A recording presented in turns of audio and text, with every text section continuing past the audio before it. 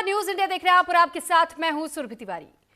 क्या ईरान ने ट्रंप को कुछ ज्यादा ही हल्के में ले लिया है, या यह भी कहा जा सकता है कि बार बार ट्रंप की धमकी को नजरअंदाज करके ईरान ने खुद की कब्र खोद ली? क्या ईरान अब तबाही की कगार पर है? क्या ईरान का नामो निशान मिटने वाला है? क्या मंगलवार की रात ईरान की आखिरी रात होने वाली है? दरअसल पिछले कुछ घंटों में अमेरिका और इजरायल ने ईरान पर भयंकर बमबारी शुरू कर दी। Rail network, power plant, bridge, तेल वाले आइलैंड, जो भी अब ईरान की सरजमी पर अहम जगह है, सब पर बारूदों की बारिश हो रही है। अब सवाल यह है कि क्या ट्रंप वाकई में ईरान को एक रात में खत्म कर सकते हैं? और जिस तरह से ईरान पर हमले हो रहे हैं, उसके जवाब में अब ईरान क्या करेगा? एक रिपोर्ट आपको दिखा।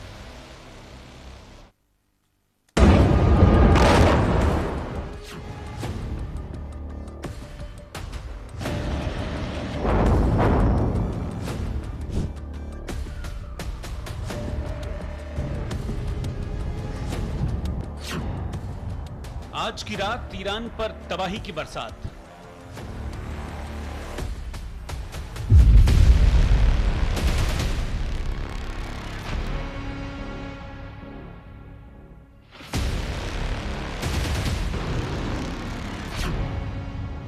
आज की रात ईरान की आखिरी रात।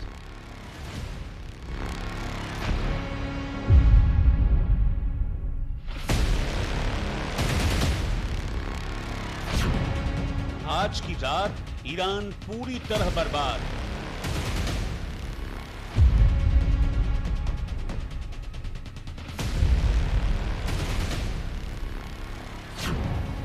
आज की रात ईरान का सर्वनाश।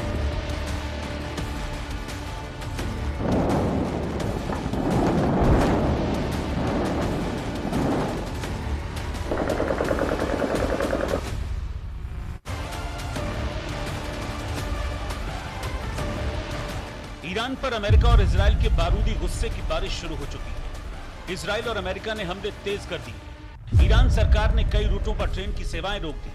हाईवे पर बने पुलों पर अटैक किया जा रहा है। कई बड़े पुल उड़ाए जा रहे हैं। ट्रंप की पावर प्लांट डे और ब्रिज डे वाली धमकी अब हकीकत की खतरनाक तस्वीर में बदलती जा रही है।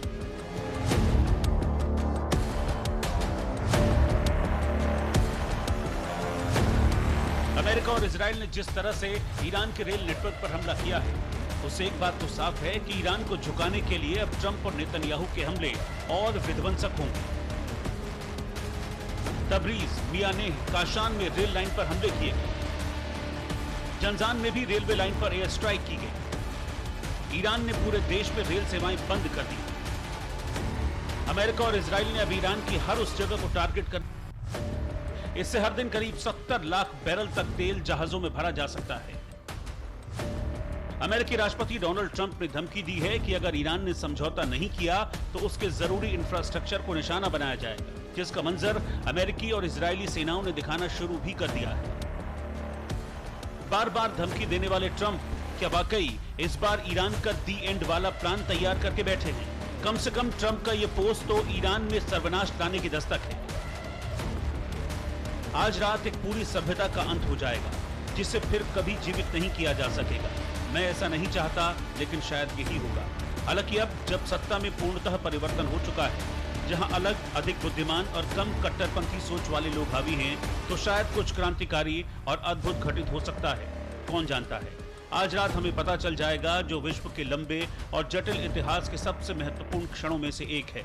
47 वर्षों के जबरन वसूली, भ्रष्टाचार और मृत्यु का अंततः अंत होगा। ईरान के महान लोगों पर ईश्वर की कृपा बनी रहे।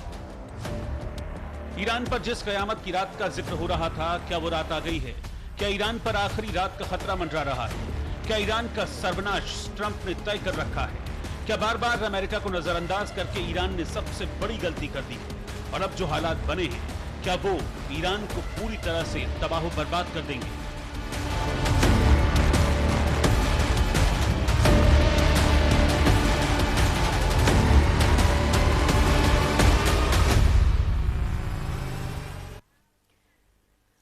और इस पर चर्चा करने के लिए इस वक्त हमारे साथ बेहद खास मेहमान जुड़ चुके हैं। Retired major general Brajesh Kumar ji, defence expert हमारे साथ जुड़ चुके हैं। Retired group captain doctor DK. Pandey ji, पूर्व अधिकारी इंडियन एयरफोर्स से हमारे साथ जुड़ चुके हैं। श्रुति दास गुप्ता, विदेश मामलों की जानकार, हमारे साथ जुड़ चुके हैं। और पूर्णिमा नाथ जी, यूएसए से हमारे साथ इस वक्त जुड़ चुकी हैं।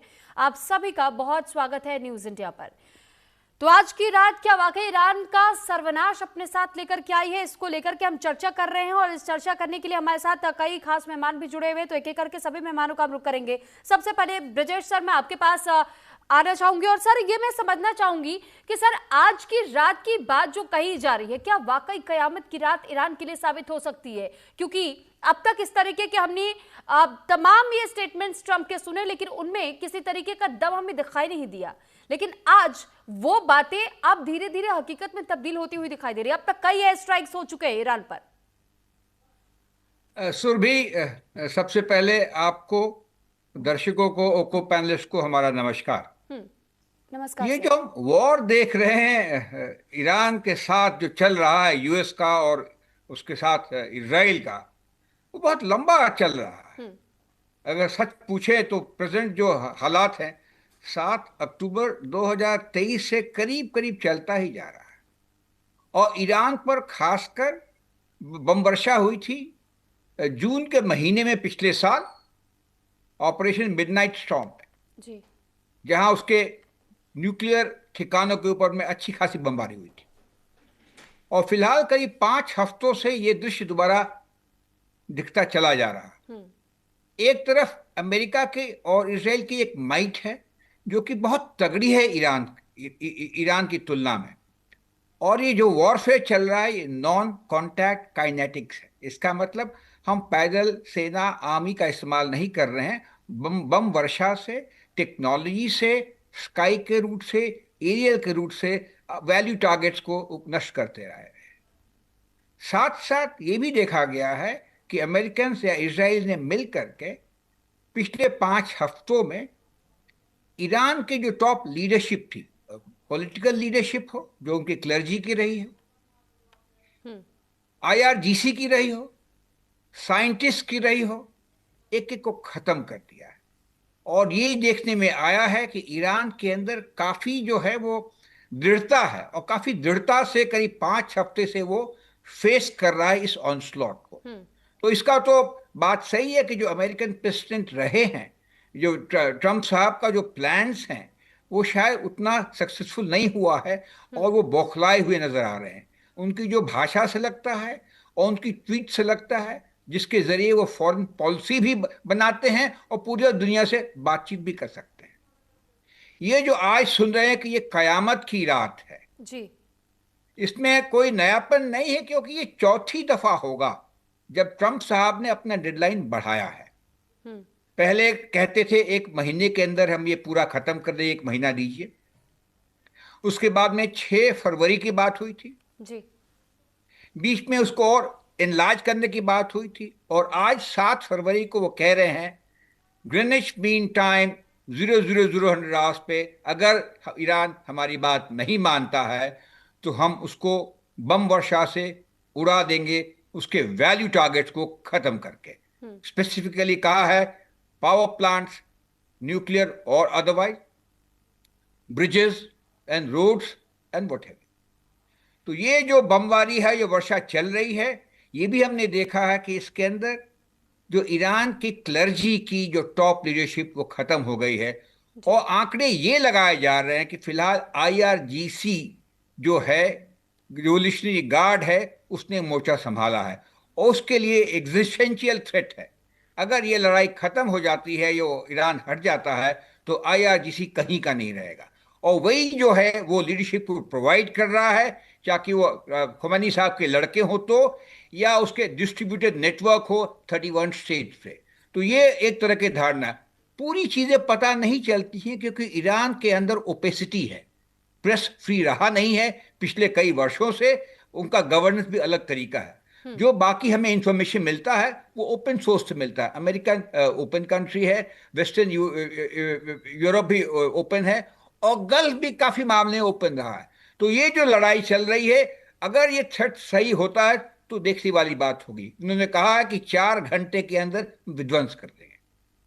इसराइल ठीक है। और अमेरिका की इंटेलिजेंस एजेंसी के पास में डेटा है, प्रिसिशन है, मिनिशंस है, और पूरे कॉम्बैट पावर हो, एयरफोर्स का हो, नेवी का हो, मिसाइल का हो, सैटेलाइट को इकट्ठा हो गया है। जी तो ये संभावना है, ये किया जा सकता है। आगे देखिए सुरभि जी, होता है क्या। ठीक है सर, लौटूंगा मैं आप सभी के पास। इस बीच एक बड़ी खबर है कि भारत सरकार का ईरान में भारतीयों को संदेश है, अगले 48 घंटे ईरान में भारतीय सावधान रहे, जो जहां है वो वहां टिका रहे, फिलहाल अपनी जगहों से बिल्कुल भी हिलने की कोशिश ना करे, वो अपनी अपनी जगहों पर, अपने घर पर बिल्कुल सावधानी के साथ में रहे। अगले 48 घंटे भारी है। ऐसे में ईरान में रह रहे भारतीयों के लिए एक एडवाइजरी जारी की गई है। भारत सरकार की ओर से अपील है, भारतीयों के नाम ये संदेश है कि अगर कोई भी भारतीय अभी भी वो ईरान से नहीं निकल पाया, ईरान में है, तो फिर अपने आप को सुरक्षित जगह पर रखे और वो ये कोशिश करे कि इस दौरान वो सावधानी जरूर बरते, क्योंकि अगले 48 घंटे किसी भी व्यक्ति के लिए भारी होंगे जो कि ईरान में है इस वक्त। एक बार फिर हम मेहमानों का रुख कर लेते हैं और अब मैं इस बीच में रुख करना चाहूंगी, हमारे साथ डिफेंस एक्सपर्ट जुड़े हुए हैं, डीके पांडे सर। सर, मैं आपसे भी ये सिचुएशन थोड़ा सा और डिटेल में इसलिए भी जानना चाहूंगी क्योंकि हम देखते हैं एक तरफ जब ट्रंप ये कहते हैं कि एक सभ्यता का हम अंत कर देंगे, सिविलाइजेशन का अंत करना इतना आसान है क्या? दूसरी ओर हम देख रहे हैं ईरान की सरकार ने जैसे ही लोगों से अपील की कि अगर आप चाहते हैं कि वाकई स्टोन एज में हम ना जाए, हमारे इंफ्रास्ट्रक्चर डैमेज ना हो, तो उन इंफ्रास्ट्रक्चर को प्रोटेक्ट करने के लिए ह्यूमन चेन बनाने की जरूरत है। हम देख रहे हैं कि अब वो कुछ ऐसी तस्वीरें भी सामने आनी शुरू हो चुकी है। ह्यूमन चेन बनाया जा रहा है ईरान में, पावर प्लांट्स के इर्द गिर्द, ब्रिजेस के आसपास लोग ईरान की फ्लैग लेकर के खड़े हो चुके हैं सर।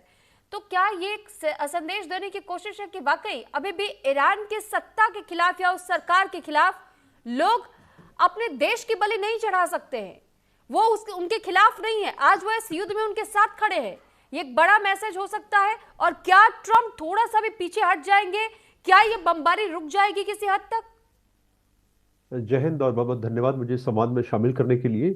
जहां तक बात है कि जो समीकरण अभी तैयार हो रहा है, और कल शायद जब हम सुबह उठे 5:30 बजे के भारतीय समय अनुसार, शायद हमें कुछ ऐसी खबरें सुनने को मिले जो हम सुनना नहीं चाहते, लेकिन दुर्भाग्यवश दिशा उसी तरफ जारी है। अब जहां तक बात है हालात की, जो तो दो महत्वपूर्ण पॉइंट जो जिसका आपने जिक्र किया कि एक मानव श्रृंखला बनाने की बात की जा रही है चारों तरफ, इसमें बेसिकली ऑब्जेक्टिव ये है कि आप उनको मानवता के प्रति जो है डोनाल्ड ट्रंप का जो है चाहते हैं कि उनका रुख हो और उसकी वो पसीज जाए। लेकिन जो आदमी चाहता है कि पावर स्लाइस को कट कर दिया जाए, ब्रिजेस को तोड़ दिया जाए, जो धमकी जो दी गई है, उसका उद्देश्य क्या है? आप ब्रिज तोड़ देंगे, क्या हो जाएगा उससे? और आप जो अंधेरे में सबको रखेंगे, क्या होगा? तो वहां के जो लोग हैं वो परेशान होंगे। तो आप ये बता चुके हैं कि आप जो है जो मानव अधिकार है उनके प्रति जो है कोई आपकी संवेदना नहीं है, पहली बात।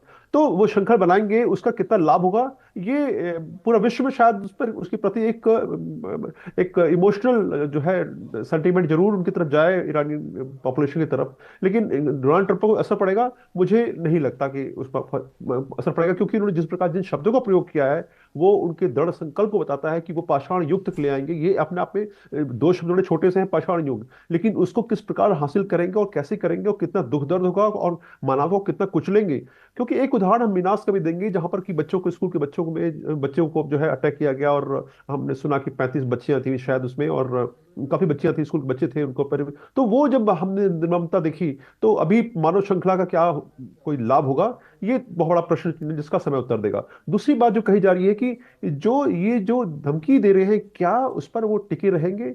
देखिए, हमें पता है कि बैकडोर में काफी कुछ कम्युनिकेशन चल रहा है, क्योंकि आप जब अल्टीमेटम देते हैं तो इसका मतलब बड़ा साफ है कि कहीं ना कहीं कुछ बात हो रही है और चाहते हैं कि उसका परिणाम जल्दी आए।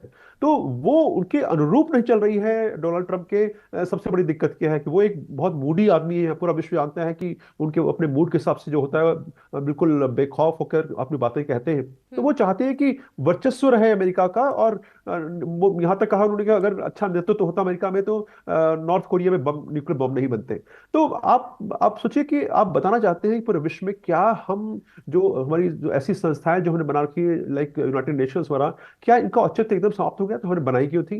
उन पर जो है पूरे विश्व का जो झुकाव था वो क्या समाप्त हो रहा है। अभी ये भी चला जा रहा है, कहा जा रहा है कि वहां पर संयुक्त राष्ट्र संघ की एक मीटिंग होने वाली है जिसमें कि स्टेट ऑफ हॉर्मुज के बारे में बातचीत की आई कि भाई इसका क्या किया जाए। लेकिन चाइना और रशिया जो है वो वीटो का प्रयोग करेंगे, क्या करेंगे ये वक्त बताएगा। लेकिन महत्वपूर्ण ये है कि जो धमकी दी गई है उसके प्रति क्या रहेगा। और साथ में इजराइल का ये कहना कि जितने भी जो रेलवे ट्रैक्स हैं हम उनको टारगेट करेंगे, आप वहां पर न जाएं। तो ये बड़ा क्लियर बताता है कि विध्वंसकारी समय आगे है। लेकिन लबल ये है कि दोनों मिलिट्री ऑपरेशंस कर रहे हैं दोनों पक्ष, लेकिन क्या हासिल किया? दिलबट्टा सन्नाटा, कुछ नहीं। मिलिट्री आप कितने बॉम्ब गिरा लीजिए, हजारों टन बम गिरा लीजिए, जितने भी GBU 37 57 और भी कुछ बन रहा हो बना के कर लीजिए, क्या हासिल किया आपने? दोनों पक्षों ने क्या हासिल किया?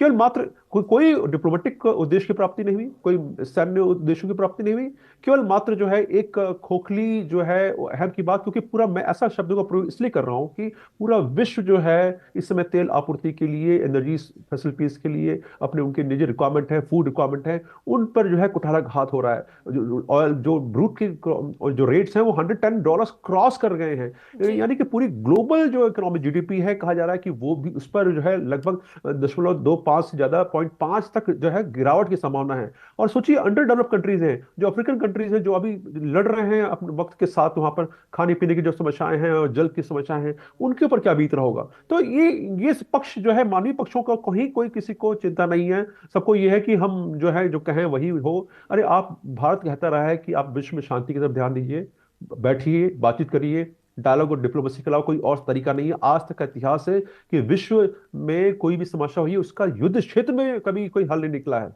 युद्ध क्षेत्र से समस्याएं बड़ी हैं क्योंकि युद्ध स्वयं अपने आप में समस्या है। तो ऐसे हालात में क्या हम किस तरफ जा रहे हैं? मैं ईश्वर से ही प्रार्थना करता हूं कि 5:30 बजे जब हम सवेरे खबरें देखें या सुने तो हमें वो सब न सुनना पड़ा जिसके बारे में अभी चर्चा जो है बहुत गर्म है। ठीक है सर, इस बीच एक बड़ी खबर है, उसके बाद मैं आप लोगों के पास वापस लौट रही हूँ। ईरान में हमलों के बीच सड़कों पर अब लोग निकल चुके हैं और आवाज में व्हाइट ब्रिज पर इस वक्त मानव श्रृंखला तैयार हो चुकी है। लोगों की चेन फॉर्म हो रही है, जो कि अपील देखिए ईरान की सरकार की ओर से किया गया था। आवाज में व्हाइट ब्रिज है जहां पर इस वक्त मानव श्रृंखला बन चुकी है। ये तस्वीर जरा देखिए, और ये वो तस्वीरें हैं जो कि ये वाकई में एक साफ संदेश देने की कोशिश कर रही है कि ये जनता जो ईरानी सरकार के साथ इस जंग में, इस युद्ध में खड़ी है, वो ईरान के उस तिरंगे को शान से लहरा रहे उस ब्रिज पर खड़े होकर के। और आप इस स्थिति को समझ ऐसे भी सकते हैं कि अगर इस बीच भी मिसाइलें या बमबारी यहाँ पर की गई तो फिर आप सोचिए कि आखिर पूरे विश्व भर में क्या संदेश इजरायल या अमेरिका के खिलाफ जाएगा। ये मानवता पर कितना बड़ा हमला होगा। और ह्यूमन राइट्स को लेकर के जिस तरीके की आवाज दुनिया भर में उठती रहती है, ऐसे में उसको लेकर भी किस तरीके की आवाजें उठेंगी, किस निगाह से अमेरिका को देखा जाने लगेगा। लेकिन एक और बात जिस पर वाकई गौर करने वाली है, ये कहा जाता है कि अमेरिका के प्रेसिडेंट के पास वो राइट, वो सोल अथॉरिटी होती है कि वो सोल अथॉरिटी के तहत ये डिसीजन ले सके कि उन्हें कब न्यूक्लियर अटैक किसी भी देश पर करना है। और इस वक्त एक रिपोर्ट भी द गार्जियन की ओर से पब्लिश की गई जिसमें दावा किया गया, ये कहा गया है कि कभी भी हमें खुद भी ये घबराहट हो रही है कि कभी भी कहीं ट्रंप उस और बटन दबाने का इशारा ना कर दे, क्योंकि एक बड़ी तबाही का संकेत ये हो सकता है। हालांकि अब देखने वाली बात होगी कि क्या वाकई जैसा स्टेटमेंट उनके पोस्ट में दिया गया है, ट्रंप के पोस्ट में, और ये कहा गया है कि हम एक सभ्यता का अंत कर देंगे अगर ईरान हमारी शर्तों को नहीं मानता है तो क्या ईरान वाकई झुकेगा, ये युद्ध रुकेगा या नहीं, एक बड़ा सवाल। और बड़ा सवाल ये भी कि क्या ये तबाही यहीं तक सीमित रह जाएगी, क्या किसी नतीजे पर इस जंग के बीच में पहुंच पाएंगे। तो फिलहाल एक बार फिर से हम मेहमानों का रुख कर लेते हैं और अब मैं पूर्णिमा जी का रुख करना चाहूंगी। पूर्णिमा जी, क्योंकि जब हम इस तस्वीर की बात करते हैं, मैम कई ऐसी तस्वीरें सामने अब तक आ चुकी हैं। वहाँ के एक मशहूर गायक है, उनकी तस्वीर भी सामने आई है, वो पावर प्लांट के सामने बैठ करके तार बजाते हुए देखे जा रहे हैं। वो ये कह रहे कि मैं तब तक कोशिश करूंगा कि जब तक इस जगह को नष्ट ना किया जाए अमेरिका की ओर से, मैं इसी तरीके से म्यूजिक के तहत में इस वॉर को रोकने की इस वक्त कोशिश कर लूं कि इस पावर प्लांट पर अटैक ना हो। मानव श्रृंखला यहाँ ये ह्यूमन चेन फॉर्म की जा रही है, एक मैसेज देने की कोशिश। लेकिन क्या ये सच है कि वाकई एक सोल अथॉरिटी है ट्रंप के पास कि अगर वो चाहे तो कभी भी न्यूक्लियर पावर का यूज वो कर सकते हैं, उस बटन को दबाने का वो आदेश दे सकते हैं? नमस्ते, thank you so much for having me. जय हिंद। मेरी दो तीन चीज़ में बात करना चाहूँगी मेरे हिसाब से। जी। फर्स्ट ऑफ ऑल, जो लैंग्वेज हमारे प्रेसिडेंट यूज़ कर रहे हैं, I am ashamed he is our president.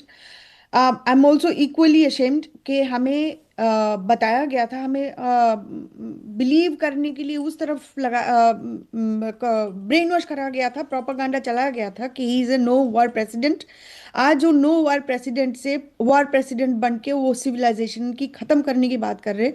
इससे ज़्यादा शर्मदायक कोई और इंसिडेंट हो ही नहीं सकता। अनफॉर्चुनेटली मेरे पार्टी जीओपी, रिपब्लिकन पार्टी, वो अब सोशल पोस्ट को उठा उठा के प्रमोट कर रहे हैं और उनको लग रहा है कि threatening, bullying, terrorising, killing, kidnapping, nuclear bombing, or even just normal drone striking, these are a way of deterring threats and enemies. वो डोनाल्ड इनके हिसाब से आज जो सिचुएशन है, डोनाल्ड ट्रंप किसी की बात नहीं सुन रहे हैं। उनके एडमिनिस्ट्रेशन के आजू बाजू में कोई है ही नहीं जो जाके उनको बोल सकते तुम जो कर रहे हो वो गलत है। Tone it down, tone it down, tone it down. Nobody is saying that, nobody is able to say it. मेरे जैसा लोग अगर एक दो आपको मिल जाएंगे, उनको पार्टी से निकालने के लिए बहुत कोशिश करा जा रहा है। हमारे ऊपर सिर्फ अमेरिकन, नॉन अमेरिकन का धप्पा नहीं है। वो हमें कहते हैं कि हम हिंदू हैं तो हम एसिमिलेट नहीं कर रहे, हमें डिपोर्टेशन करा जाए, हमें डी नेचुरलाइज करा जाए। वो अभी भी वो कह रहे हैं। इतना उनका स्पर्धा बन गया। This is the situation we are in America. अगर मैं Indian born Hindu, Indian American होके मैं ये बोल सकती हूँ आपको लाइव टीवी में पैनलिस्ट हिसाब से, आप सोच के देखिए हमारे ऊपर कितना बड़ा एक अत्याचार यहाँ पे होने वाले। आप ह्यूमन राइट्स की बात कर रहे हो, आपको नहीं लग रहा है यहाँ पे जब सिविलियंस को मारा गया है, प्रोटेस्टर्स को मारा गया है, वो that was not human rights abuse? लेकिन आज कुछ दिनों में ये 39 डेज में आपने एप्स्टीन फाइल की बात सुनी है, अपने ह्यूमन राइट्स की बात सुनी है। Constantly objectives of this war have changed from freedom of Iranian people to elimination of nuclear threat to elimination of IRGC leadership। अब ओ स्ट्रेट ऑफ हॉर्मुज को खोलने का ऑब्जेक्टिव्स ऐड कर दिया वहां पे। he has already lost। this is probably the first president of America जो खुद ने शुरू करके वार और खुद ने लूज कर चुका है। अब जो रेस्क्यू मिशन की बात कर रहे हो, रेस्क्यू मिशन क्या था? वो मुझे तो अभी भी समझ में नहीं आ रहा है वो था क्या। एक दो पायलट को आपने छुड़ाने के लिए 178 एयरक्राफ्ट आपने मोबिलाइज किया है। उसका कॉस्ट मिनिमम $200 मिलियन हुआ है, कॉस्ट ऑफ मोबिलाइजेशन। और ये सिर्फ फेस वैल्यू के हिसाब से ले रही हूं मैं। आप मुझे बताइए वो क्या था? वो is there another reason? Was there some uranium extraction that was happening at that time? There is something else going। यहाँ पे एक सिचुएशन में रेस्क्यू मिशन को उसको चेंज करके वो एक विक्ट्री स्पीच बनाने की कोशिश कर रहे थे। तो स्टोरी को पेंट कर रहे थे कि हम winning, we are deep into enemy territory and we have rescued our people and Iran couldn't have touched us. This is the narrative they are trying to set. अभी क्वेश्चन आती है air power, supreme air power की। वो claim तो कर रहे हैं, लेकिन तो फिर F-16 शॉटडाउन कैसे हुआ? वो तो हमें बताया नहीं। आज हमारे जैसे लोग, रिपब्लिकन पार्टी के एक लोग कुछ बोल भी नहीं पा रहे, बिकॉज जो भी बोल रहे हो उनको पार्टी से निकाला जा रहा है, उनको पोजीशन से निकाला जा रहा है, उनको थ्रेटन करा जा रहा है। लास्ट जो हमारा कांग्रेस वुमेन थी, she was Marjorie Taylor Greene, she was called as a Marjorie traitor Greene by president Trump.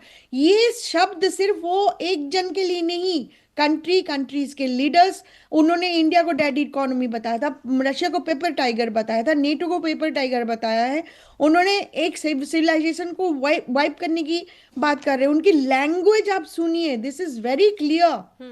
This is white supremacist, white Christian supremacist language, expansionist, exclusivist, Abrahamic। आप convert नहीं करोगे तो हमारी जैसा situation यहाँ पे होगी, कन्वर्ट, डाई और फ्ली। ये कश्मीर और बंगाल की जैसा सिचुएशन होगी। और आपके हिसाब से मैं आपको क्लियर बताना चाहती हूँ, आपको लग रहा है अगर Islam is the greatest threat, आपको क्रिश्चियनिटी और इसकी कन्वर्शन इंडिया में जो हो रही है वो उसका भी ध्यान रखिए। नॉर्थ ईस्ट में 5 out of 7 has been taken over by Christians. Hindus are minority. सिर्फ 2 स्टेट्स बची हुई है, त्रिपुरा एंड असम। बाकी सब गया हाथ से। South is gone, north west is gone. आपकी पंजाब में सबसे ज्यादा लार्जेस्ट चर्च बन रही है। मैडम, आपकी ध्यान भी आपके कंट्री में होना चाहिए। ये प्रेसिडेंट ट्रम्प की जो बयान है, इंडिया क्यों चुप है मुझे नहीं समझ आती है। I don't understand. जो जब वेनेजुएला की मदुरो को उठाया था, किडनैप किया था, तब भी कोई स्टेटमेंट नहीं आई थी। बड़े कंट्रीज, यूएन तो छोड़ो, that is a toothless organisation. Why aren't the top countries and their leaders able to not say anything? This is exactly why we are here. आज अगर वो उस दिन बोल देते, January 3rd January 4th में जब हुआ था, आज उस दिन वो बोल देते, आज उनका ये क्षमता नहीं होता ये सब बोलने के लिए दुनिया के सामने। Not only just there he is putting America in trouble, but the entire world in trouble today. आप अगर बोल रहे हो तो हम जा रहे हैं World War III में, मैं तो कहती हूँ हम लोग World War III में ऑलरेडी है। स्ट्रेट ऑफ हॉर्मुज को जो कंट्रोल करा जा रहा है, वो किसको इम्पैक्ट कर रहा है? एशिया को, यूरोप को। You are already impacted. So World War III ऐसे थोड़ी हो जाएगा जैसे World War II था, World War I था। It is different, different type of war, and already we are already in it today. तो शिफ्ट होने वाला है। अगर प्रेसिडेंट ट्रम्प, भगवान ना करे वो कुछ करे, अगर ऐसा कुछ अपॉर्चुनिटी लेके न्यूक्लियर कोड यूज करके उन्होंने ध्वंस कर दिया, आपको समझ में नहीं आ रहा है कि वो अमेरिकन के पीछे क्या एक टारगेट लगा के बैठा। वो रिटालिएशन हैंडल कर पाएंगे? रिस्पॉन्सिबिलिटी लेंगे उसकी, ह्यूमन रिटालिएशन की? नहीं लेंगे। मैं ये क्वेश्चन वो पिछले 1 महीने से पूछ रही हूँ, कोई रिस्पॉन्स नहीं करेंगे मुझे पता है, लेकिन मेरा अधिकार है और मेरा राइट है और मेरा रिस्पॉन्सिबिलिटी, ड्यूटी है ये क्वेश्चन पूछने का। इसीलिए मैं पूछती हूँ और आपके चैनल से भी पूछती हूँ, आपके लीडर कहाँ गए? क्यों नहीं पूछ रहे? क्यों नहीं क्वेश्चन कर रहे कि who is America to send a threat like that against a civilization which is 5,000 year old? हमारी कंट्री सिर्फ 250 year old है। This is shameful and you shouldn't be quiet. मुझे नहीं पता वो कल मुझे उड़ा देंगे या नहीं, मुझे नहीं पता मेरा कांग्रेशनल रेस का क्या होने वाला है, मुझे नहीं पता रिपब्लिकन पार्टी मेरे साथ क्या करेंगे। मेरे को कोई किसी में फ्रेम कर देंगे, उड़ा देंगे, कोई एक्सीडेंट करा के मुझे मार देंगे, मुझे नहीं पता। But my duty, my responsibility, my conscience doesn't tell me to stay quiet. इसीलिए मैं रोज यही बात बोलती हूँ। तो आप लोग कैसे चुप हो मुझे नहीं पता। ठीक है पूर्णिमा नाथ जी, अब श्रुति दासगुप्ता का मैं रुख करना चाहूंगी। और श्रुति दासगुप्ता जी, एक सवाल जिस तरीके से अभी पूर्णिमा नाथ मैम भी उठा रही हैं और उनकी ओर से भी ये पूछा जा रहा है कि भारत इसमें खामोश क्यों है। ईरान बार बार कह चुका है कि बहुत अच्छा दोस्त है, हम चाहते कि अगर मध्यस्थता की किसी से उम्मीद हम कर सकते तो वो भारत है, और क्योंकि वो तजुर्बा भी है उसे वॉर लड़ने का भी और साथ ही वॉर रोकने और रुकवाने का भी। लेकिन ऐसे में जब हम देखते हैं कि रणनीति को लेकर के, तो कई एक्सपर्ट्स ये कहते हैं कि भारत अब तक के बहुत अच्छी रणनीति के साथ में आगे बढ़ रहा है, और कई एक्सपर्ट्स ये दावा करते हैं कि भारत को इसमें फिलहाल इन्वॉल्व होना भी नहीं चाहिए। दूसरी ओर हम ये भी देख रहे हैं कि जहां ट्रंप एक तरफ नोबेल पीस प्राइज देने की बात कहा करते थे, आज वो एक सभ्यता को समाप्त करने की बात कह रहे हैं। ये दो अलग अलग स्टेटमेंट्स दो अलग अलग छवि को दर्शाता है। आप किस तरीके से अपनी इमेज को पोर्ट्रे करना चाहते हैं विश्व के सामने, और इस वक्त जिस तरह ट्रंप बार बार अपने स्टेटमेंट्स में बदलाव ला रहे हैं, और हम ये भी देख रहे हैं कि ये क्या मैम, हम ये अगर कहते हैं तो क्या ये गलत होगा कहना कि इस वक्त अमेरिका की इमेज नहीं, लेकिन ट्रंप इस वक्त व्यक्तिगत तौर पर अपने इमेज का ज्यादा सोच रहे हैं, उनका ईगो ना हर्ट हो जाए, उनको किस तरीके से जवाब दे दिया गया, वो ऐसा जवाब सुन करके कैसे बर्दाश्त कर सकते हैं, तो हम तो ईरान का पूरा खात्मा कर देंगे, सिविलाइजेशन को ही उड़ा देंगे। इतना आसान है क्या? नमस्कार सुरभि जी, आपको और आपके श्रोताओं को और मेरे फेलो पैनलिस्ट को भी। ये बात आपको समझ लेनी चाहिए, इंडिया क्यों इन्वॉल्व नहीं होना चाहता, क्योंकि एक बेसूद वाला आदमी जो है वो अमेरिका की कमान पकड़ के बैठा है। उसको नहीं पता कि उसको कहाँ क्या बोलना चाहिए, क्या नहीं बोलना चाहिए, कैसे बोलना चाहिए। उनके हम वाक्य सुनते आ रहे हैं। उनकी पॉलिसीज कितनी घातक यूएसए के लिए हैं, वो विश्व की छोड़ दीजिए, यूएसए के लिए सबसे ज्यादा घातक है उनकी पॉलिसीज, पर वो फिर भी करते जा रहे हैं। तो जो इंसान अपने सगों का नहीं हुआ, तो कल को अगर उसको लगा कि कोई और उसके काम में टांग अड़ा रहा है, तो वो उसके साथ क्या कर सकता है, आप सोच के देखिएगा। तो इसीलिए इंडिया को ट्रम्प और ट्रम्प से रिलेटेड एजेंडा से 200 कोस दूर दूर रहना चाहिए। क्यों? क्योंकि वो कोई भी चीज लेकर आपकी इकोनॉमिक प्रोग्रेस को कहीं पे भी ट्वीक कर सकता है। जैसे एक एग्जांपल देते हैं, अभी जो हमारा रिएक्टर जो है क्रिटिकलिटी में पहुंचा है, उसको लेकर ऑलरेडी शंकाएं, क्वेश्चन मार्क्स आने लग गए हैं कि ये तो सेफगार्ड्स के, आईएईए के सेफगार्ड्स के अंदर नहीं है, 2008 में जो साइन हुआ उसको लेकर नहीं है, ये कोई न्यूक्लियर थ्रेट तो नहीं हो जाएगी। तो अगर आप उसके काम में टांग उड़ाओगे, वो एक मेगलोमेनियक है, वो एक पागल तो नहीं कह सकते उनको, पर वो डेफिनेटली पागल निशाने रखते हैं, इरादे रखते हैं। तो वो इन सब चीजों को लेकर आपके ऊपर भी भारी पड़ जाएंगे। इंडिया के लिए दूसरों की वॉर से ज्यादा इंपॉर्टेंट है खुद की प्रोग्रेस, और वो हम एकदम तेज गति में पकड़ रहे हैं इस वक्त, क्योंकि हमें भी पता है कि प्रगति करने की विंडो जो है वो और छोटी होती जा रही है। जो एनर्जी शॉक आ रहा है, जो आगे जाके हो सकता है ग्लोबल डिप्रेशन आए, उससे पहले पहले हमें सशक्त होना है। इसीलिए दूसरों की लड़ाई में हमें टांग नहीं अड़ानी चाहिए।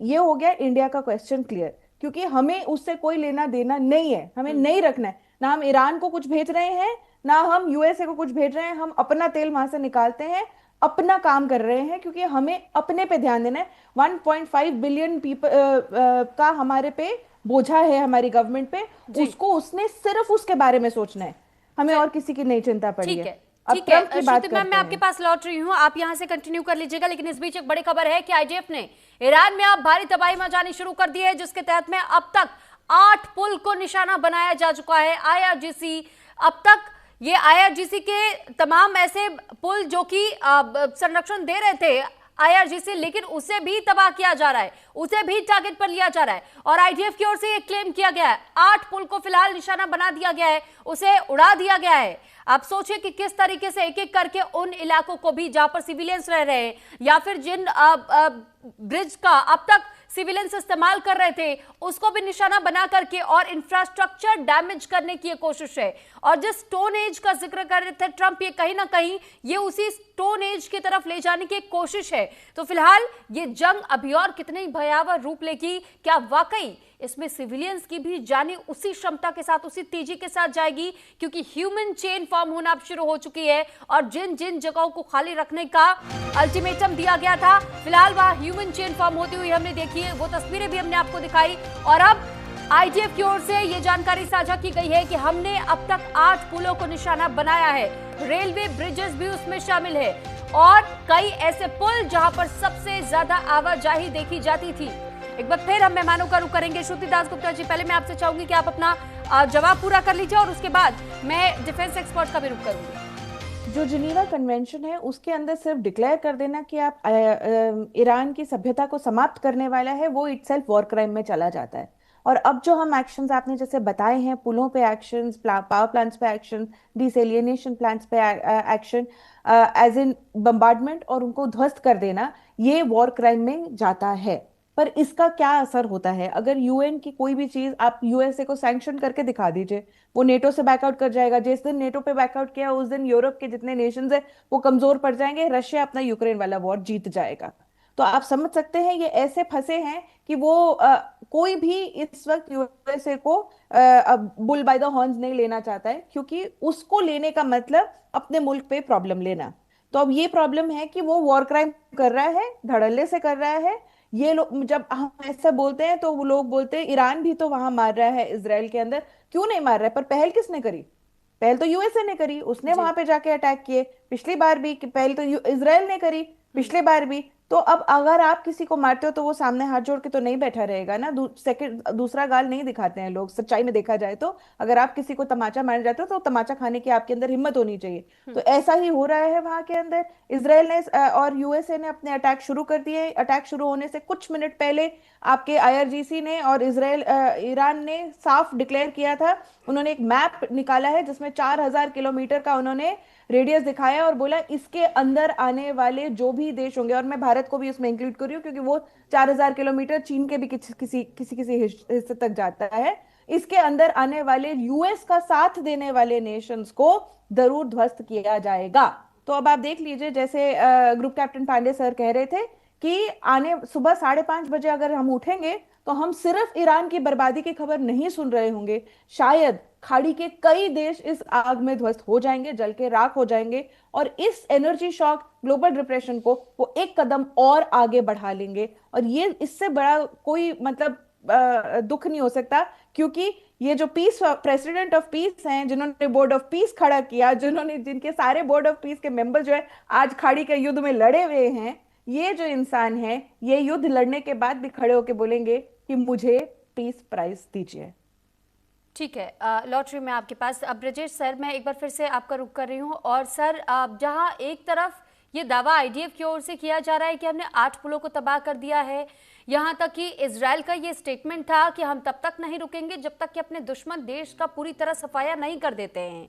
और हमने यही चीज हमने पैलेस्टीन में भी देखा कि किस तरह इजराइल की ओर से कई अटैक्स किए गए, गाजा को एक तरीके से पूरी तरह बर्बाद कर दिया गया।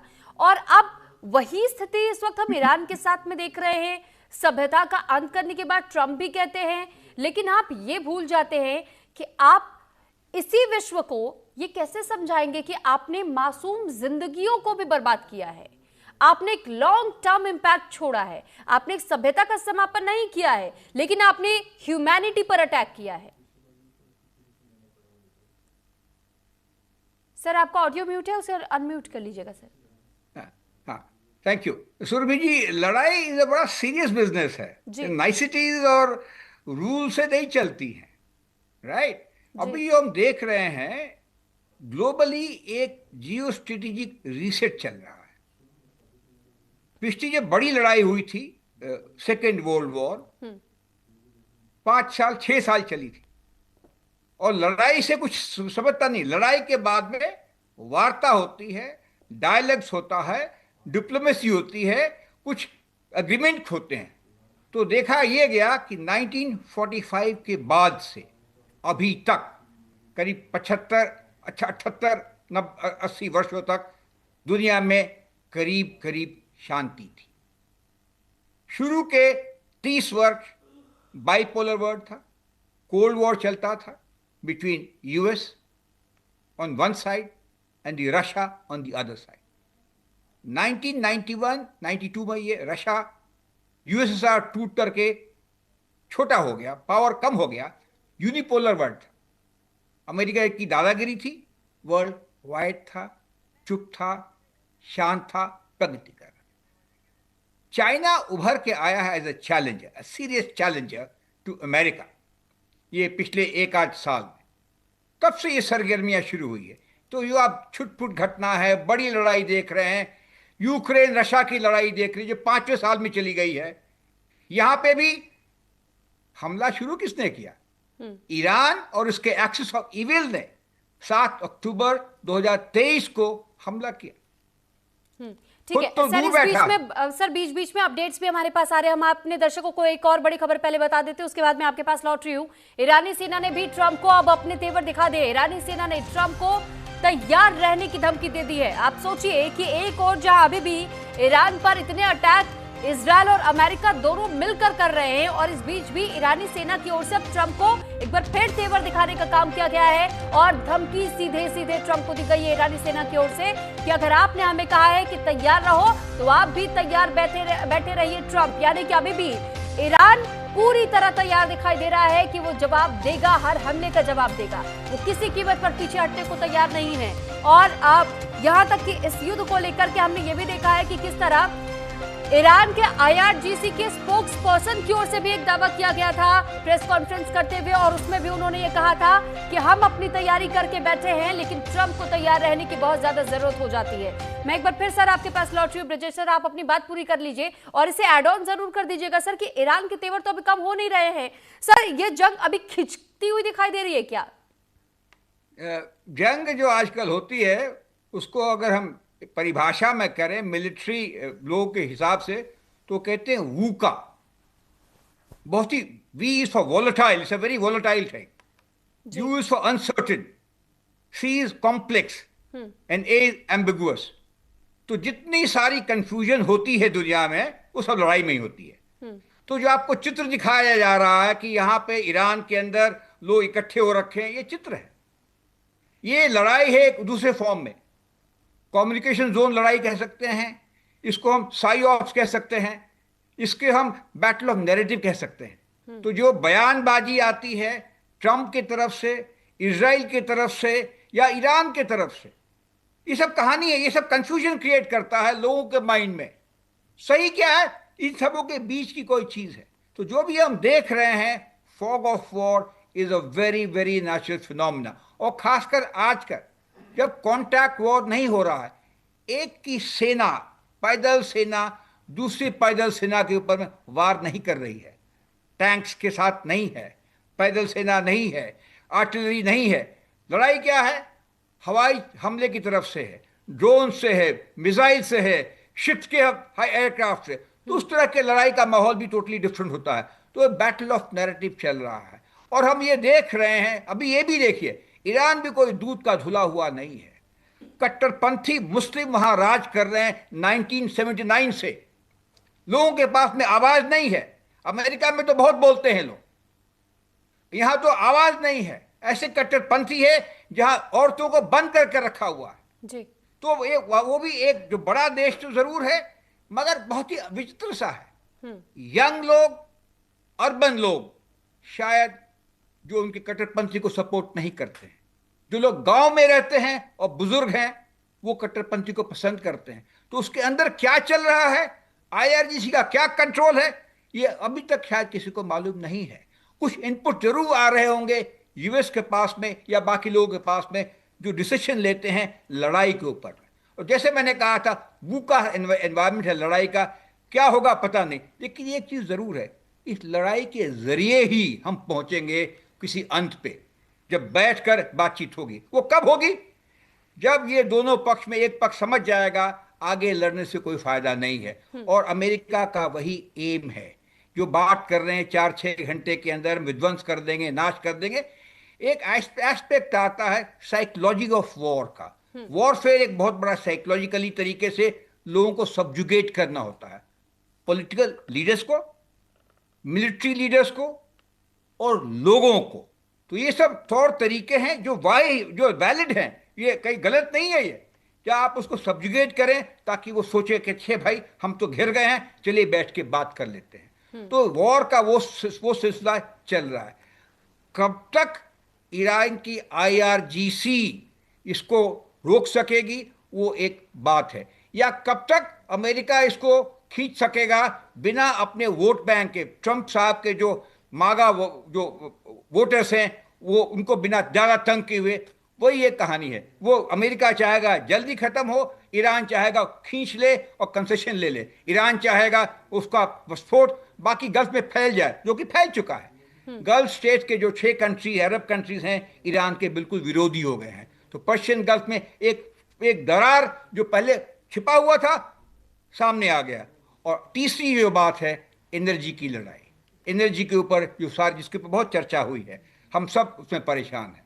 हालांकि ये चाह जरूर रहा ईरान कि उसके ऊपर हम टैक्स कलेक्ट करें और उनके ऊपर जो सैंक्शंस लगा है उनकी इकोनॉमिक हालत भी काफ़ी खराब है। तो लड़ने के लिए 2 चीज़ चाहिए, एक क्षमता और दूसरा विल। तो क्षमता के बारे में कहा जाए तो रिसोर्सेज को कोई खास है नहीं। सपोर्ट कौन करेगा? चीन, no way, China does not support you. Russia yes, लेकिन बेचारा खुद भी फंसा हुआ है।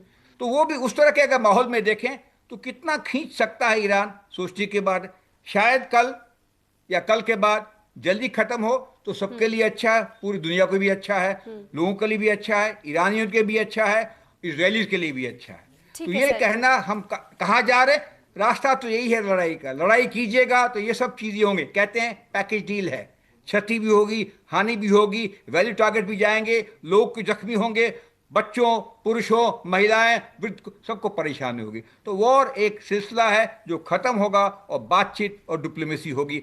होप करते हैं, आशा करते हैं जितनी जल्दी हो उतना अच्छा है। ठीक है सर, लौट रही हूँ मैं आपके पास, लेकिन अब मैं डॉक्टर DK पांडे सर आपका रुख कर रही हूँ। और सर सिचुएशन जब एयर स्ट्राइक की आती है, एयर स्ट्राइक से पहले जिस तरीके से कमांड दिए जाते हैं, पूरी आर्मी को ट्रेन किया जाता है, और सर उसके पीछे भी माइंडसेट समझने की जरूरत होती है, क्योंकि ट्रम्प का माइंडसेट खुद में क्लियर नहीं हो पा रहे, बहुत कंफ्यूजन की स्थिति में। उन्हें अटैक करना है, नहीं करना है, कहां करना है, कितने बड़े पैमाने पर करना है, क्या मुझे फोर्स को ऑन ग्राउंड उतारना है या सिर्फ एयर स्ट्राइक से काम चल जाएगा। सर बहुत सारे पहलू हैं, और या फिर क्या इस जंग को एक उस पैमाने पर ला करके खत्म किया जाए कि अपनी सेना को, जैसे उन्होंने अफगानिस्तान में कर दिया था, मैं उस तरीके से लगा करके छोड़ दूं, इराक में कर दिया था। तो ये वो हिस्ट्री रिपीट होती हुई दिखाई देती है। कुछ गलतियां जो उन्होंने हिस्ट्री में की, क्या जो अमेरिका के ओर से हुई थी वही हिस्ट्री को रिपीट करने की कोशिश ट्रम्प भी कर रहे हैं? क्या इसका खामियाजा उन्हें अगले इलेक्शंस में भुगतना पड़ सकता है? बहुत बहुत सारे सवाल है सर, इन सभी सवालों के जवाब मैं आपसे ले रही हूं। लेकिन इस बीच एक बड़ी खबर है कि महाजंग के बीच नेतन्याहू ने एक बड़ा बयान दिया। हम ईरान में आतंकवादी शासन को कुचल रहे हैं, ये नेतन्याहू कह रहे हैं, और वो कहते हैं कि बढ़ती ताकत के साथ हमला भी कर रहे हैं। कई रास्तों और हेलीकॉप्टर को अब तक हम तबाह कर चुके हैं। ये बेंजामिन नेतन्याहू की ओर से कहा गया है, और उनकी ओर से कहा जा रहा है कि आतंकवादी शासन को कुचलने का काम हम कर रहे हैं। जो ईरान में आतंकवादी शासन लंबे समय से चल रही थी, उसे कुचलने का हम काम कर रहे हैं। एक बार फिर से हम मेहमानों का रुख कर लेते हैं। DK पांडे सर, क्योंकि मैं आपका रुख कर रही थी, मैं चाहूंगी आप इस सवाल का जवाब दे सकें। देखिए, समय को देखते हुए मैं कम से कम शब्दों को जवाब देना चाहूंगा, क्योंकि समय बहुत सीमित रह गया है। तो देखिए, मुख्य मुख्य जो है समीकरण, देखिए क्या बना हुआ है। समीकरण ये बना हुआ है कि दुविधा है, पूरा पूरा फॉग है, विचारधारा कहीं भी संतुलित नजर नहीं आ रही दोनों पक्षों की, क्योंकि दोनों ने कुछ हासिल नहीं किया है। लड़ाई तो हो गई है, 1 महीने से ऊपर, 1.5 महीने हो रहे हैं, और उसके अंदर हमने हासिल किया कुछ भी नहीं। ये बड़े दुर्भाग्य की बात है। दूसरी बात कि आप जो है ऑयल या अगर वर्चस्व हासिल कर लेते हैं तो आप क्या, कैसे उसको, मतलब how it will help you, इससे आपको क्या फायदा होगा? केवल एक, आप कुछ पूंजी इकट्ठा कर पाएंगे और या अपनी ग्रोथ रेट बढ़ा पाएंगे भाई। आप एक तरफ, हम कहते हैं सब मिलकर चले, पूरा हम जैसे भारत कहता है कि पूरा विश्व जो है परिवार है, कुटुंबकम का हमारी नीति पर हम चलते हैं, लेकिन क्या परिवार को आप साथ लेके नहीं चल पाए तो फिर फायदा क्या हुआ आपके पर अपने से? आप किसके साथ, आप मान लीजिए सब कुछ अमीर हो गए आप, और आप एंजॉय करने के लिए क्या रहेगा? तो इन सब, ये थोड़ा सा दुविधाजनक प्रश्न है, लेकिन निश्चित रूप से डोनाल्ड ट्रंप और जो हैं वो सही विचारधारा पर नहीं चल पा रहे हैं, क्योंकि वो थोड़ा कंफ्यूज हैं। इसराइल का प्रेशर भी इनके ऊपर है, लेकिन इसराइल ने भी क्या हासिल किया है वो देखिए, कह रहे हैं आतंकवाद को खत्म करना एक एक ये एक एब्स्ट्रैक्ट इशू है। इसको आप, कोई आतंकवादी एक वस्तु नहीं है जिसको आपने खत्म कर दिया। एक आतंकवादी समाप्त होता है, दूसरा पैदा हो जाता है, तो क्या क्या करेंगे? तो विचारधारा आपको मत बदलने होंगे, लोगों की विचारधाराओं पर असर करना होगा, और वो कैसे पॉसिबल होगा? मानवीय कदमों से। भारत ने जैसे प्रयास किया, हम हमेशा जो है जहां भी ह्यूमन प्रॉब्लम्स होती है, ह्यूमन असिस्टेंस की रिक्वायरमेंट होती है, डिजास्टर मैनेजमेंट होता है, रिलीफ होता है, हम पहले पहुंचने की कोशिश करते हैं, 24 घंटे में सहायता पहुंचाने की कोशिश करते हैं। ये एक तरीका है कि आप शांति लाएं। उस दिशा में कोई कदम नहीं हो रहा, दुर्भाग्य ये है। लेकिन आगे किस प्रकार से समीकरण, और मुझे नहीं लगता कि जो कल जो है सवेरे हम पॉजिटिव कोई स्टेप होगा, इस पर मुझे उम्मीद नहीं लगती, क्योंकि दोनों तरफ तनाव है, दोनों पक्ष जो हैं अपनी अपनी बातों पर अडिग हैं, और कोई भी नहीं हिलने को तैयार है। तो आप क्या हासिल करेंगे? तो ऐसे में जब जब दोनों तरफ से आप स्ट्रिंग को टाइट करते हैं तो स्ट्रिंग टूटती है, और फिर काफी नुकसान होता है। तो मेरे आंकलन के हिसाब से निश्चित रूप से गलत दिशा है इस समय, लेकिन बाकी विदेशों को भी, जैसे नाटो कंट्रीज सबने बोला ये तो हमारा नहीं है, तो मैसेज बड़ा क्लियर है। लेकिन क्या फर्क पड़ा नाटो कंट्रीज के जो विरोध प्रकट किया उन्होंने, तो उससे क्या लाभ हुआ? डोनाल्ड ट्रंप किसी सुन रहे हैं तो पूरा विश्व उनके खिलाफ हो जाता है, क्या वो सुनेंगे? ये सारे प्रश्न हैं जो बताते हैं कि शायद आने के दिन जो है वो सुखद नहीं, जैसा कि हम अनुमानित करते हैं। ठीक है, एक छोटा रिएक्शन मैं पूर्णिमा जी आपसे भी अब लेना चाहूंगी। मैम, इजराइल की आर्मी की ओर से जिस तरीके से एक और वीडियो जारी करते हुए ये कहा गया है कि हमने ताइबा एक ऐसा गांव जहां पर अटैक करते हुए वहां पर सिविलियंस को भी उन्होंने टारगेट किया है। मैम, उस वीडियो में क्लियरली दिख रहा है और ये कहा जा रहा है कि यहाँ लगभग 7000 साल से ये इसी तरीके से यहाँ पर धीरे धीरे डेवलप कर करके और वहां लोगों ने रहना शुरू किया था।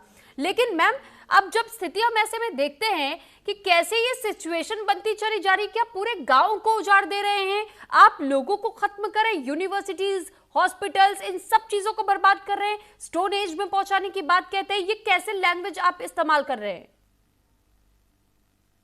सुरभि जी, आतंकवाद अगर एक्चुअली फोकस होता तो आतंकवाद खत्म करने के लिए यूनाइटेड स्टेट्स ने क्या किया पिछले 80 ईयर्स, लेट्स से 1945 से आतंकवाद उन्होंने शुरू नहीं करवाया। आईसिस किसने खड़ा किया है? अल कायदा को किसने सपोर्ट किया है?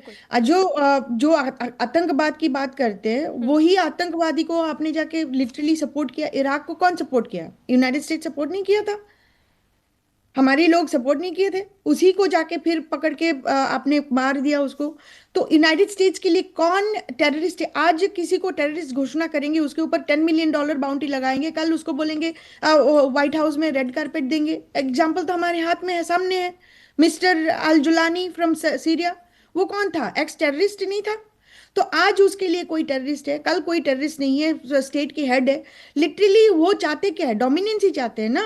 अगर आतंकवाद का ये सॉल्यूशन सिर्फ एक ही कंट्री कर लेता, फिर इंस्टीट्यूशंस क्या कर रहे हैं? इंटरनेशनल इंस्टीट्यूशंस क्या कर रहे हैं? यूनाइटेड नेशन का आस्पर्धा देखिए आप, ईरान के अगेंस्ट रेजोल्यूशन चला रहे हो, लेकिन यूएस के अगेंस्ट आपने चलाया नहीं। यूएस तो बम किया ना, फर्स्ट ऑफ ऑल बॉम्बिंग किसने शुरू किया है? इजराइल और यूएस। तो आपने रेजोल्यूशन क्यों नहीं शुरू किया है? तो चलाया क्यों नहीं आपने? ये जो हिपोक्रेसी, वेस्टर्न हिपोक्रेसी, आपको जड़ में जाके देखना पड़ेगा। वो एक्चुअली चाहता क्या है? डोमिनेंस चाहता है, दैट्स इट। वो गाँव उड़ाए, लोग उड़ाए, उसको क्या फर्क पड़ता है? वो अभी वो कोट एंड कोट हमारे यहाँ पे देखा तो गया है, we have come here to save you, we have come here to free you, we have come here to protect you. What do you mean by protecting, saving and freeing? Because you want our oil, you want our gold, you want our subordination, हमारी जगह को अपने vessel state बनाना चाहते हो। This is exactly what has happened. Iran is the only country in the middle east didn't go by the American agenda, इसीलिए Iran को greatest enemy समझते। Israel is the only country in middle east जिसके पास आपके nuclear weapon है। आज चाहते हैं तो इजराइल और अमेरिका दोनों न्यूक्लियर वेपन यूज कर सकते हैं। अब मेरे क्वेश्चन, वो जो फंडामेंटल क्वेश्चन वही है, अमेरिका कौन होता है, इजराइल कौन होता है किसी कंट्री को ध्वंस करने के लिए? Where is the international community? Why are you quiet? अब कोई अगर बोलेंगे हाँ हमारा तरक्की बहुत अच्छी इंपॉर्टेंट है इसीलिए हम लोग चुप रहेंगे, ये सेल्फिशिज्म नहीं है। ठीक है, ये अगर कोई बोलेंगे हम लोग चुप रहेंगे because it is not our war. कौन बोल रहा है? आप बोल रहे उस वॉर में आप शामिल हो जाओ। मैं तो बोल रही हूँ, हमारे शास्त्र में लिखा नहीं है, हिंदू शास्त्र में झूठ कहना, गलत करना, पाप करना गलत है, लेकिन वो सहना भी गलत है। तो आप तो सह रहे हो। आपने आपके मैम, क्योंकि समय का अभाव है इस वजह से मैम मुझे आपको यहाँ रोकना पड़ रहा है। बहुत धन्यवाद आप सभी का हमारे साथ इस चर्चा का हिस्सा बनने के लिए। हमारे साथ retired major general Brajesh Kumar ji, foreign DG military infrastructure से सीनियर डिफेंस एक्सपर्ट के तौर पर जुड़े, और retired group captain doctor DK. Pandey ji, former Indian air force officer हमारे साथ जुड़े। Shruti Das Gupta ji, international affair expert हमारे साथ जुड़ी। Purnima Nath ji, geopolitical analyst USA से हमारे साथ जुड़ी हुई थी। और वाकई अब सवाल यही उठ रहा है कि क्या आज की रात ईरान का सर्वनाश क्या वाकई होगा, या फिर ट्रंप अभी भी अपनी बातों में लोगों को उलझाने की कोशिश कर रहे हैं? ये जंग अभी किस तरह खिंचती जा रही है, या फिर इस जंग का वाकई कोई खात्मा होगा और कोई सॉल्यूशन निकलेगा? हालांकि अब हर किसी की निगाह टिकी हुई है कि आज रात कैसी तस्वीर दिखाई देती है। इसी के साथ यहां रुक रहे एक ब्रेक के लिए।